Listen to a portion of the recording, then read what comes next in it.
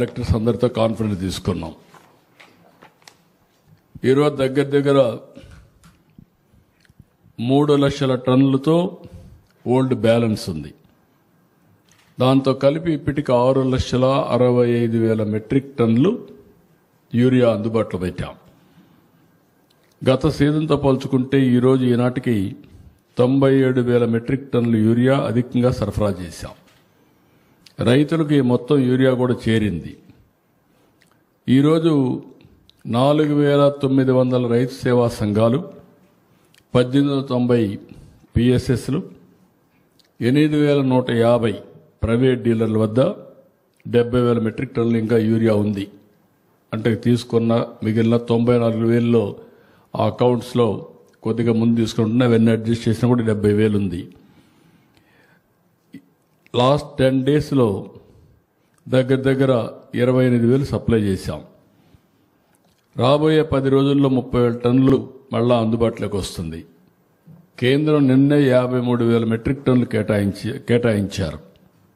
September 12 నుంచి 30 వరకు 1 లక్ష వస్తుంది.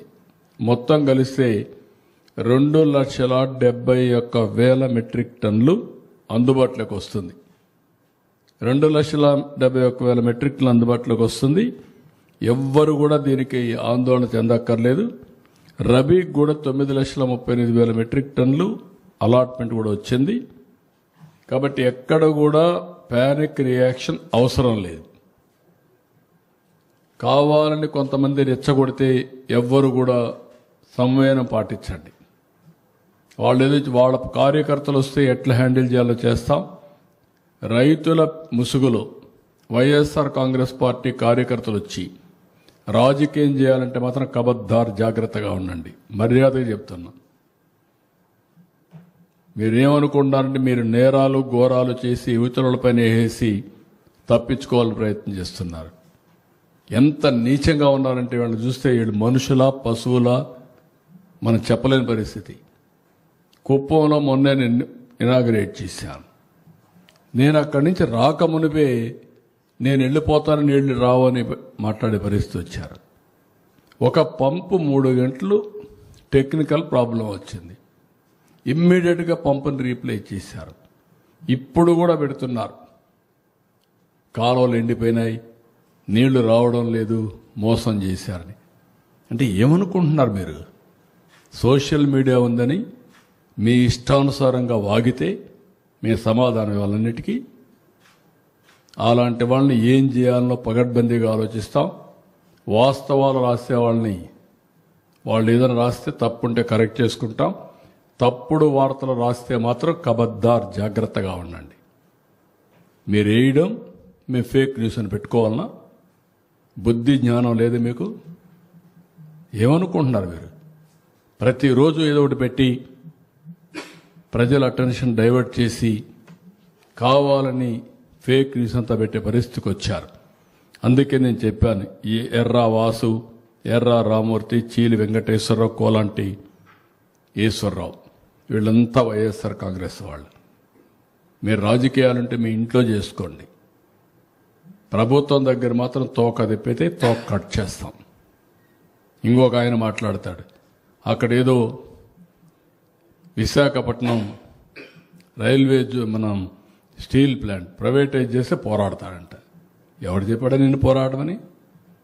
ఎవరు ప్రైవేటైజ్ చేస్తారా?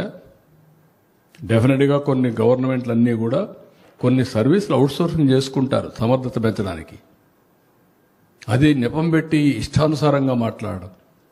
12,000 కోట్ల రూపాయల కేంద్రం ఇచ్చి ఈరోజు మళ్ళీ విశాఖపట్నం స్టీల్ ప్లాంట్ రివైవ్ చేసే ప్రయత్నం చేస్తే, తెలుగువారి ఆత్మ గౌరవాన్ని కాపాడితే, మన మనోభావాలు కాపాడడం కోసం దేశంలోనే మొట్టమొదటిసారి ఒక నిర్ణయం తీసుకుని ఆ నిర్ణయాన్ని పునరాలోచించి మళ్ళీ 12,000 కోట్ల రూపాయలు ఇచ్చి ఇప్పుడు ముందుకు తీసుకుపోతున్నాం. ఇలాంటి దౌర్భాగ్యమైన పార్టీని ఎప్పుడు చూడాల. వీళ్ళకి ఫిట్టింగ్ రిప్లై ఎప్పటికప్పుడు ఇవ్వాల్సిన అవసరం ఉంది. ఈరోజు మా కలెక్టర్స్ అందరికీ చాలా స్పష్టంగా ఆదేశాలు ఇచ్చా. ఎవ్రీ డే మీరు మానిటర్ చేసుకోండి. జిల్లాలో ఒకవేళ ఒక షాప్లో ఉండి ఒక షాప్లో అవసరమైతే మీరే ట్రాన్స్ఫర్ చేసుకోండి. ఏ ఒక్క రైతు మాకు ఎరువులు లేదనకుండా చూసుకునే బాధ్యత మీది. అదే సమయంలో ఎక్కడన్నా కానీ ఎరువులు లేదంటే నేనే అక్కడికి వెళ్తా, నేను అక్కడ చూస్తా, మా వాళ్ళ తప్పుంటే యాక్షన్ తీసుకుంటా. కావాలని ఇలాంటి న్యూస్ చేస్తే వాడిని తీసిపోయి బొక్కలో పెట్టి అక్కడి నుంచి పనిష్ చేస్తాం. తమాషా అనుకోవద్దండి.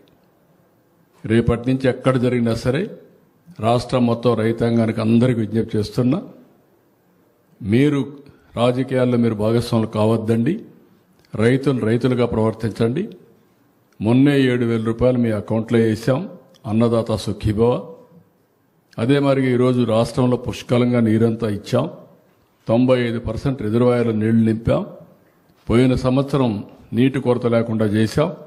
ఈ సంవత్సరం కూడా మళ్ళీ అన్ని రిజర్వాయర్ల నీళ్లు నింపి భవిష్యత్తులో కూడా వాటర్ సెక్యూరిటీ కోసం పనిచేస్తున్నాం.